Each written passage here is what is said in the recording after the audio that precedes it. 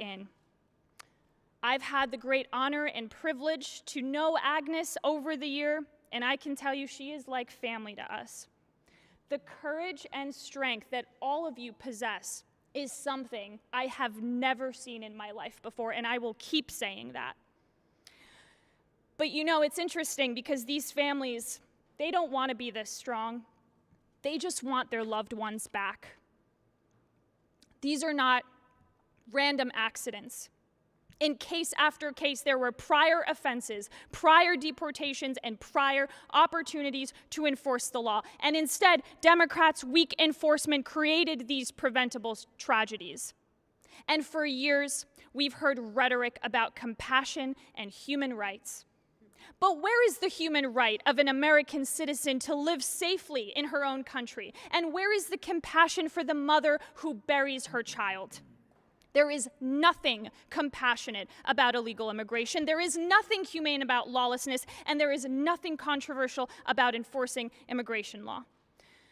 Chairman Pfluger, representatives, thank you again so much for giving these families a platform. And we at the American Border Story, we will never stop fighting until there isn't a single family who has to endure this devastating loss ever again. And with that, I'd like to introduce our first angel mom, Bonnie Driscoll. I think it's Sandy. Sandy Snodgrass. Thank you. Thank you. Hi, my name's Sandy Snodgrass. I'd like to thank the chairman for allowing me to speak today. You know, we were talking before this press conference, and we came up with a little plan that perhaps the Democrats that aren't going to attend the State of the Union could give their seats to some of these angel families that don't have tickets tonight. Maybe we could fill those seats of people that do want to hear our president say what he has to say about what he's done and what he's going to do to save American lives. I'm very interested in hearing what he has to say tonight. I'm lucky enough to be able to go. I don't understand not going. So my son, the boy in the mountains, that boy in the mountains was an Alaskan boy. He was an outdoorsman, avid outdoorsman. He loved Alaska. The phone call that I expected to get was that he had fallen off a mountain. He was a free solo mountain climber. That's the phone call I expected to get about that boy. That's not the call I got. October 26, 2021, I got a call from the police that he had died from a fentanyl poisoning in Anchorage, less than a mile from our home. I'd heard the word fentanyl. Never in my wildest imaginings could I imagine that it had gotten to that boy in that community, thousands and thousands and thousands of miles away from the border. How is that possible? I couldn't accept it. I don't accept it. And I've been fighting ever since I got that toxicology report back in January of 2022. I've been fighting fentanyl. I cannot bring back my child. I cannot save my child's life. I work every day to save other American children with awareness, prevention, demand reduction, interdiction, treatment. It takes all of those things to face fentanyl. The only thing I can do is tell my story. My boy in those mountains found a pill that killed him instantly. He was 30 feet away from a McDonald's drive-thru where his body was found. He was not able to call out for help. 30 feet away, he dropped dead from taking that fentanyl that day. He didn't know it was fentanyl. He was, tricked. So what to do now? I, testified in front of Homeland Security Committee when Mayorkas was still in power about what Mayorkas was or wasn't doing, and nothing changed, He was impeached, nothing changed.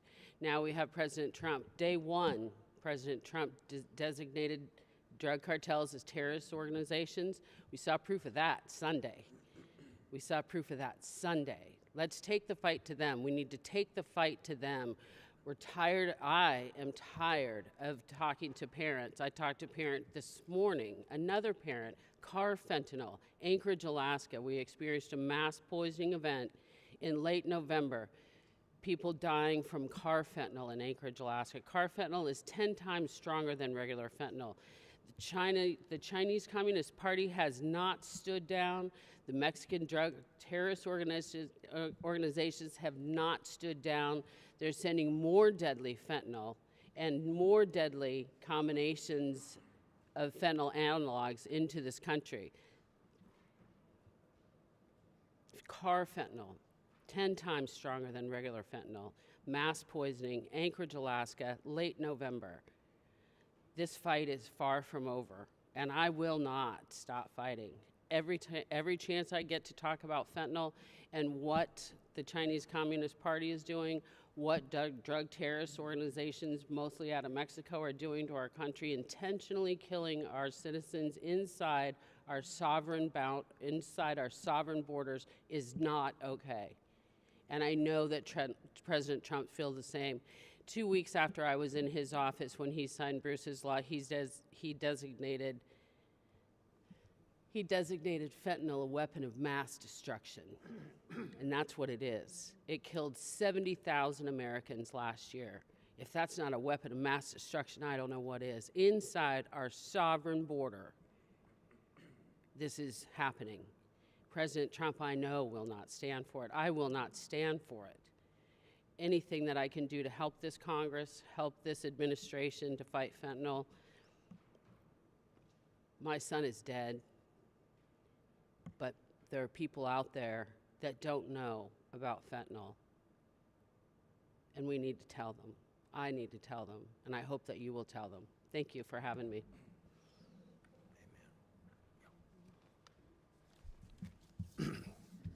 Thank you. What a heart-rending story. You can't help but feel anger.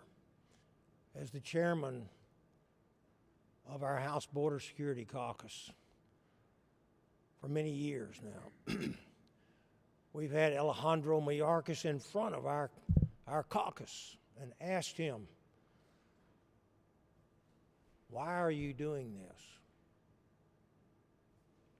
Why do you not have control of our border? Why are you in violation of the laws of this country when it comes to immigration? And quite frankly, he looked at me and many of our other, some of our members that were at that meeting, right in our eyes and said, we have operational control. Our border is secure. I've thought about that over and over and over again. Never has a man deserved to really be held accountable, any more so than Alejandro Mayorkas as our Secretary of the Department of Homeland Security.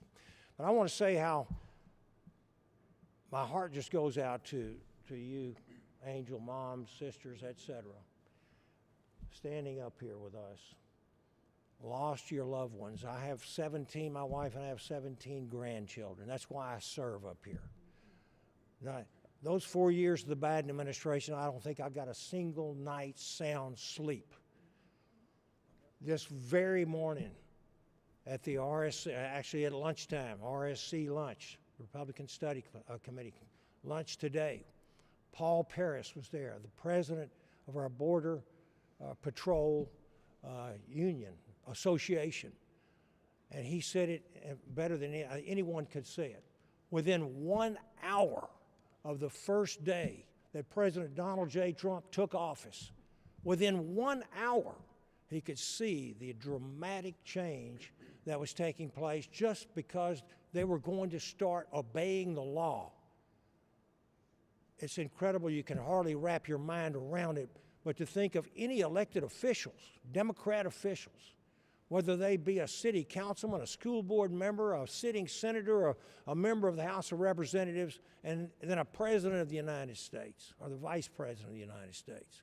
How could anyone think that it would be good to keep criminal aliens in your midst that are killing your constituents, putting their welfare ahead of American citizens. You can't wrap your mind around that. Folks, I'm talking to America today. We know the biggest issue we had in 2024 was that wide open border with 20 million illegal immigrants swarming into our country, terrorist cells, criminal aliens, and we can't get rid of them because you're stymieing us, Democrats. You're stymieing us. Remember that when it comes time to cast your vote. They need to be held accountable. These people are here. They have orders to be removed. They've had their day in court. They've been ordered to be deported. They have rap sheets this long, and yet these politicians do not let our ICE officers and our federal immigration authorities do their job. On the contrary, they throw rocks and bottles. I don't know how the patience that our immigration officers are showing. I've watched the videos. I couldn't tolerate that. Some of them are tolerating things that I could never tolerate. They need to be held accountable. There's an element of our society that does not want these people removed from our midst and from our country because of a political agenda, folks. They want these people's votes. This is completely off of my speech, okay? But that's the way I feel about this. It's the most important issue that we have. I have people that are in my district. The Jocelyn Nungaray National Wildlife Refuge in my district in Chambers County, East Texas, had its name changed to Jocelyn's name. She was kidnapped. She was 12 years old, kidnapped by 2 Venezuelan gang members, tortured. Who knows what went on underneath that bridge? They should have never been here to begin with. It's great to have her name, her little name, on my wildlife refuge. But oh Lord, if we could just have Jocelyn back here for her mom and her family. Don't have a short memory of people of America. Remember what it was like under those 4 years of open borders, with 70,000 people a year dying from fentanyl. If you add in the cocaine and the rest of the drugs, it was 115, 120. What did I say, a million? 120,000, 70,000 people dying a year of fentanyl alone. We will never go back to that. I thank President Trump, and I'm looking forward to what he's going to tell us tonight. The list of things that he's done over his first 12 months of this 13 months of his administration. Never have I seen an administration or a president work so fast. Thank you, President Trump. I'm looking forward to it. And now I'd like to introduce my friend from Florida. No, Agnes, I'm sorry. Agnes Giboney? Giboney. Okay, Agnes, thank you. I was going to introduce Mr. Donalds, but he'll be in a few minutes. And immigrated to the United States at the age of 16. And through the eyes of a 16-year-old, I marveled at the United States of America, how beautiful this country is, how safe it is, how everybody has cars, own homes, and how safe everything was, at least how it appeared to me through the eyes of a 16-year-old. As I grew older and as I grew wiser, I started realizing how absolutely corrupted our government has gotten. And I hate to say that because United States is the only citizenship that I do have. I do not have dual citizenship because when we immigrated here, we immigrated as stateless, meaning we didn't belong anywhere because Hungary took our citizenship. I am very disappointed at many Democrats, all of the Democrats and liberals, who do not pay any attention to the devastation that we live through on a daily basis, year after year, day by day. For the first year, I thought I had a nightmare after my son Ronald was shot in El Monte, where my husband was the deputy chief of police. I wanted to wake up from this nightmare, and every morning I woke up to the same pain, same agony, and same despair that was created by open borders, because the individual that murdered my son was a known gang member who had been arrested numerous times and had actually been physically deported through Otay Mesa in San Diego. And God knows, when he returned, which I'm sure was very quickly, and in the process of shooting someone else, my son pushed his friend out of the way and he took the bullet for his friend. And he died in surgery by insanguination, just like Charlie Kirk did. I live this nightmare every day, and in April will be 24 years that I live with this pain and agony. And I want to hold every single Democrat accountable for not doing what they needed to do, because it's your fault and you have blood on your hands. No excuse about that. And shame on you all who will not stand up for the oath you took in office to defend this country against foreign and domestic invaders. I wish there would be a clause in the Constitution to say any politician that goes against the Constitution or American laws would be removed from office, because 3/4 of this Congress would be removed. Thank you, everyone who supports us. I really appreciate it. And no parent should ever have to go to a cemetery to celebrate their child's birthday like I do for almost 24 years. Last month was my son's 53rd birthday. And it's horrible to take a little cake to put on a gravesite, to put a candle and wish my son happy birthday, not even be able to buy him a gift for his birthday. And just wonder, what would life have been? But my son wasn't the only victim of this gang member that murdered my son. My only sibling died 4 months after my son was killed from a massive stroke, from the incredible stress that he was feeling for me. My father wanted to die for 11 years. All he said, I want to die, I want to be with Ronald. And then 2 years later, my mother died. I'm a very proud Hungarian.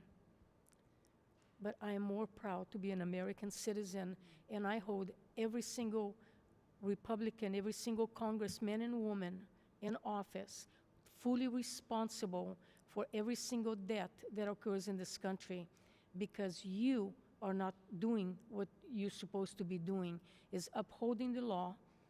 We don't need immigration reform. Just obey the laws that we have. My family could obey, so can anybody else.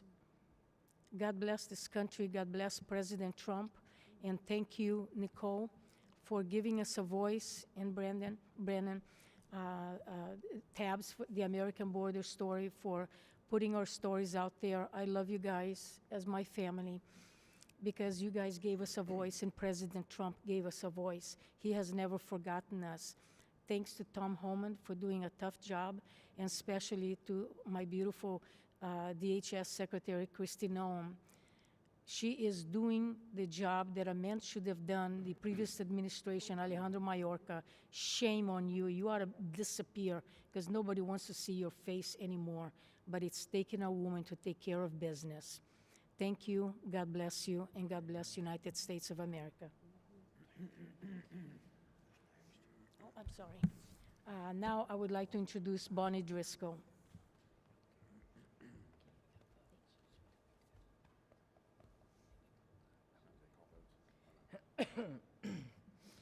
Hello, my name is Bonnie Driscoll, Angel Mom Bonnie Driscoll. I'm here with my granddaughter, Haley. She was 3 years old on her birthday the night her mother was shot. Her mother went to a store. 2 men pulled in the parking lot and just decided to shoot people. We had to fight from 2003 to 2018 for a conviction. We finally got that. That was 7 years ago. What we're looking at now, he received 61 to life plus life because he shot other people also. They are now trying to schedule his parole He wasn't supposed to have one, ever, after 3 life sentences plus a guaranteed 61. California has a parole program, an elderly parole program. They started out telling us, putting online that it would be 2039.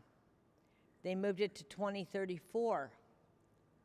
They have now moved that to 2029, which will be a 10 years of a 3 life sentence. And they're talking about letting him old because he's not an American citizen. And of course, 54 is elderly. I mean, geez, you know. The bottom line is I'm not going to sugarcoat this anymore. We fought like hell to get to have a conviction, to have an arrest, a conviction. We did everything as a family we could. It is time that we get help with this. Whether it be Republicans, Democrats need to get off their butt. Republicans, I'll say it, somebody needs to grow a backbone. We need help. I see other families who lose their loved ones in the most horrific ways, over and over and over. Everything from rape, homicide, and any other ugly thing you can imagine. Why do we have to keep seeing this? It's like a revolving door. Those borders need to be closed.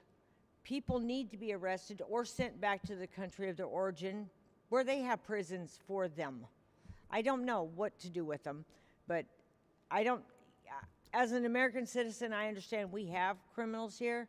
Why the hell are we importing more? I mean, you got to ask yourself, why are we importing more of them? And and you got to ask, why are the Democrats fighting so hard to keep those undesirable people here? When it cost me my child, cost her her child, cost her her brother, her child. I can go on and on. I have met so freaking many angel parents. It is just ludicrous what is occurring in this country. It needs to stop. And the only person I've seen stop it, and I'll be honest, the only politician I've actually see doing something is President Trump. He's the only one that noticed us. We had the door slammed in our face numerous times. I've been doing this since 2003. You have no idea how hard it is to get just the simple things that should be done after you walk through hell. And you folks are elected to take care of these things. Start taking care of these things. Thank you.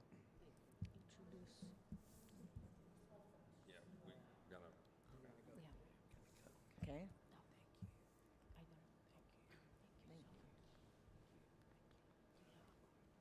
Well, first of all, it's really my pleasure to be here with these angel moms, angel family members, and to the angel moms and angel families across America. The first thing as a Republican member from Florida is that we stand with you. Myself, Chip Roy, who's standing behind me, a couple of our colleagues who had to leave, we were here during the Biden years where our border was wide open for no reason at all except politics. And it was politics of the worst kind, politics that wanted to allow for more than 10 million illegal aliens to come into this country so that Democrats could have new voters and that they can play with our census and all kind of other crazy stuff.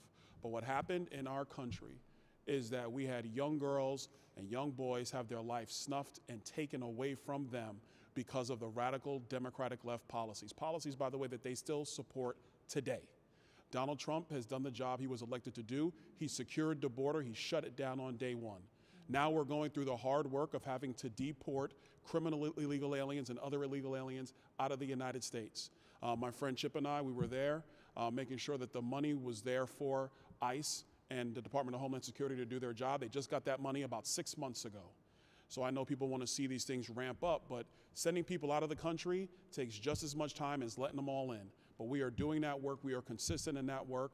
But make no mistake about it, the Democrats on Capitol Hill, Democrats around America, they want to stop us from keeping this nation secure so that other family members do not have to go through what these fine women have had to go through and their families up on this stage. It is grotesque, but we are not going to be deterred. We are going to be steadfast. We're going to be committed, because you cannot have a nation if you cannot secure it.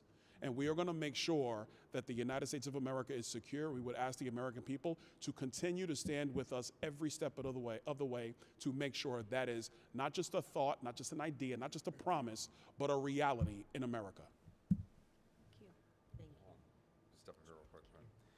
I'm going to be very quick because we have to go vote. We should not have to have angel moms and angel families. We shouldn't have to have that. But the policies of the previous administration, and frankly, policies now for decades, have allowed that to happen.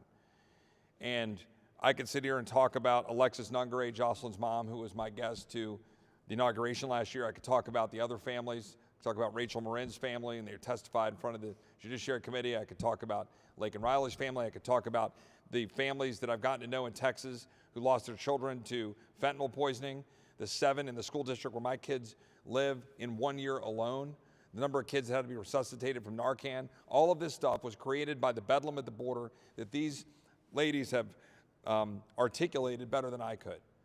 It was purposeful. And you can't even put into words how people who are supposed to lead a country would do that to their own people. But that is what has happened. The president has secured the border when they said that we needed legislation to secure it. No, we didn't. We needed a leader who would do it and would follow the law.